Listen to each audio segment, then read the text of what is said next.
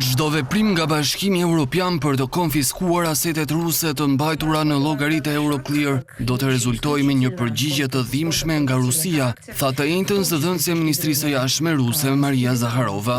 Bashkimi Evropian nuk ka mjetet ligjore për të sekuestruar asetet ruse, kështu që konfiskimi i tyre do të ishte vjedhje, tha Zakharova. Komisioni Evropian pritet të diskutojë së shpejti një propozim për të përdorur asetet e ngrira për një hua prej 140 miliardë eurosh në ndihmë të Ukrainës. Sipas planit, këto para do të ndihmojnë Kievin të përballojnë shpenzimet financiare për vitet 2026 dhe 2027, por jo të gjithë në Bashkimin Evropian janë dakord me këtë nismë. Kryeministri belg Bart De Wever deklaroi se do ta kundërshtojë derisa të ketë garanci të qarta për përdorimin e fondeve. Ai kujtoi se as gjatë luftës së dytë botërore asetet e ngrira nuk janë prekur. Edhe kancelari gjerman Friedrich Merz ndau shqetësimet e tij, por u shpreh optimist se do të gjendet një zgjidhje e përbashkët. Nga ana tjetër, kryeministri finlandez Petteri Orpo tha se propozimi është ligjërisht i qëndrueshëm dhe merr parasysh shqetësimet e Belgjikës, ndërsa kryeministri suedez Ulf Kristersson u shpreh se mbështetja për përdorimin e aseteve ruse